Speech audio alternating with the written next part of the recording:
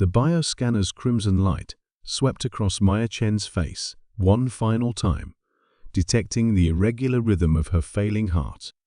She pressed her palm against the cold metal of the observation deck's railing, her breath forming small clouds in the thin atmosphere of the orbital station. Below her, Earth rotated in silent majesty, its surface a patchwork of crystalline ice and twisted metal where cities once thrived. Maya had watched the last of her kind die over the past 3 decades. Cancer had claimed Dr. Rodriguez 5 years ago. The synthetic plague had taken Captain Morrison and his crew 2 years later. Even the children born in the underground bunkers had succumbed to genetic degradation, their modified DNA unable to sustain life beyond adolescence. Now, at 73, Maya Chen stood as humanity's final guardian, and she was dying. Her hand trembled as she reached for the communication panel. The message she was about to send would travel to every corner of the solar system, to the automated systems that had faithfully maintained Earth's defenses for decades. But more importantly, it would reach the Lazarus vaults buried 3 kilometers beneath the Canadian Shield. "Computer," she whispered, her voice barely audible in the station's recycled air. "Initiate Protocol Omega. Authorization, Chen Maya, last keeper of Earth."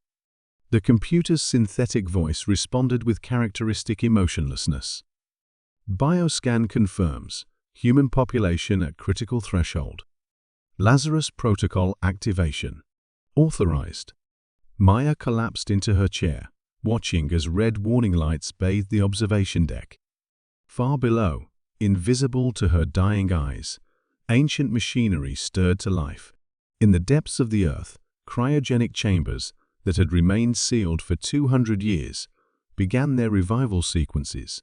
The first sensation was cold, a bone-deep chill that seemed to penetrate every cell in his body. Then came the pain, sharp and electric, as dormant neural pathways sparked back to life.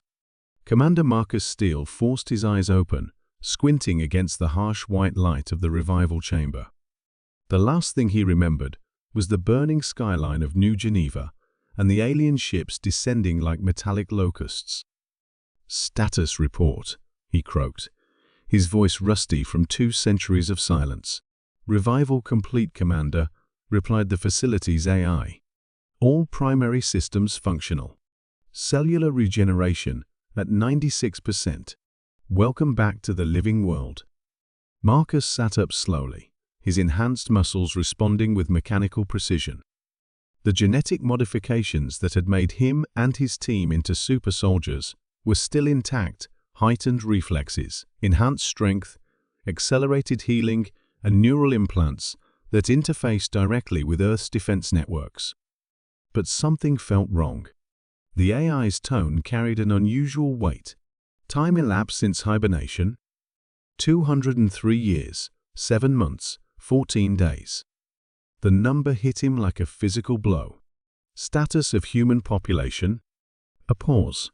As of 37 minutes ago, 0. Marcus's enhanced heart stopped for a full second before resuming its steady rhythm. Around him, other cryogenic chambers hissed open, revealing his team emerging from their chemical sleep.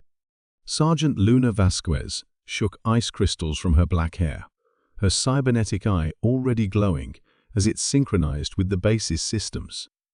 Lieutenant Jake Morrison flexed his carbon fiber-reinforced bones, while Dr. Elena Kozlov's bioengineered immune system automatically began producing antibodies for any potential threats in the new world.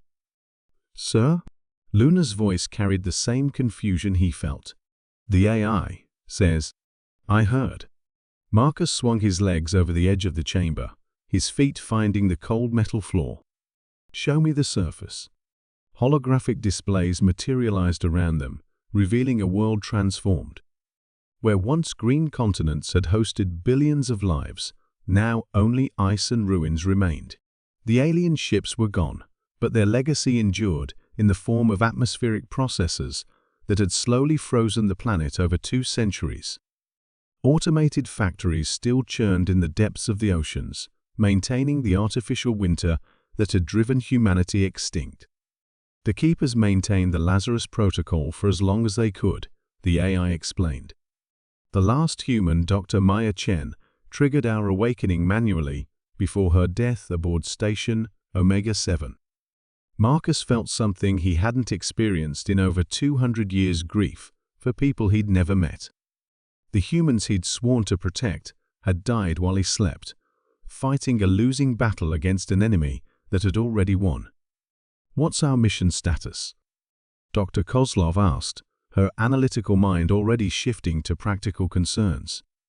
"Unchanged," Marcus replied, accessing the deep programming that had guided his life before the long sleep. "Protect Earth. Preserve humanity. Eliminate the threat." "But sir," Morrison interjected, "there's no humanity left to preserve." Marcus looked at his team, 4 genetically enhanced super soldiers who were as much machine as human. They were the products of humanity's last desperate gambit, warriors designed to fight a war that had ended before they could participate. But perhaps that didn't matter.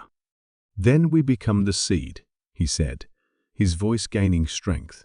"Luna, begin reconnaissance of alien installations. Elena, assess the atmospheric processes. I want to know if this planet can be made habitable again. Morrison, inventory our resources and defensive capabilities." "And if we succeed?" Luna asked. "If we somehow reverse the damage and eliminate the remaining alien presence, then what?" "We're not exactly equipped for repopulation." Marcus walked to the chamber's main viewport, looking up through layers of rock and ice toward a sky none of them had seen in 2 centuries. "Then we prepare the way for something better. Maybe not human in the way we remember, but carrying the best of what humanity was." The facility's systems hummed to life around them, ancient war machines awakening to serve masters who might be the last link between a dead civilization and whatever came next. In the frozen wasteland above, alien machinery continued its methodical work, unaware that Earth's final guardians had opened their eyes. The last human had fallen, but the war for Earth's future was about to begin.